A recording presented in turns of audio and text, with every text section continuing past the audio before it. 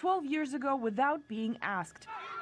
They rushed to this horrific site to do anything they could to help. We wanted to save a life, save as many lives as we could. Today, they are left to fight deadly illnesses by themselves. I have a rare form of cancer, so rare that when I go to the hospital, I get teams of doctors to come just ask me questions because they haven't seen it.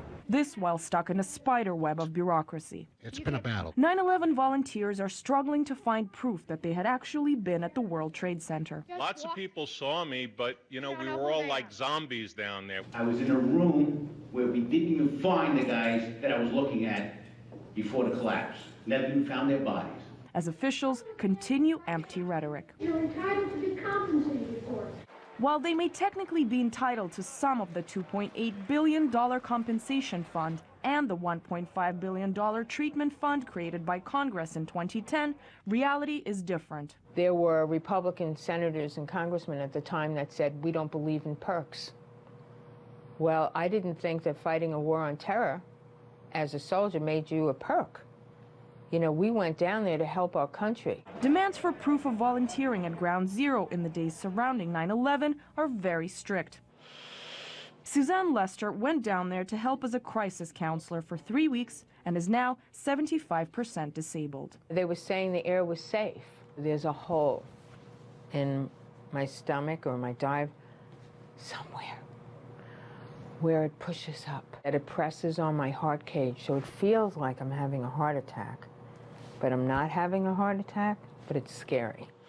Chronic bronchitis, sinusitis, asthma, PTSD, chronic fatigue, and hepatitis are among the many illnesses the 60-year-old has been fighting, spending tens of thousands of dollars just to stay alive.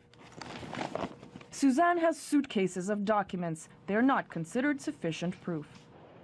Guy Sanders, who left his job to volunteer on 9/11, had to have surgery last year to replace 2 of his heart valves destroyed by cancer. This never happened due to lack of money. But I wasn't down there to get paid. I was down there to help. And now that I'm looking for help, it seems that it's difficult to come by. And it can be disheartening. The man can't work and lives on disability because of his illness, without pension or benefits. Because I have cancer and it's not respiratory related, I wasn't part of that first settlement. Now that they open up, I have to apply, and they're making that difficult because they're saying you have to prove you were down there. Guy has this picture of himself as proof, but the paper trail stops there. The other man in the photo could have served as a witness in Guy's case, but he died 2 years ago. There's a new tower. This whole place has been rebuilt, but the question about whether or not the thousands of volunteers that descended upon Ground Zero on 9/11, if they'll ever really see any kind of monetary compensation. One of many common symptoms for volunteers we spoke with is guilt. They say at least we're still alive when so many others as a result of 9/11 are not. And while the clock for them is ticking, it's clear that they're not getting help nearly as promptly as they rushed to help their country, asking for nothing in return.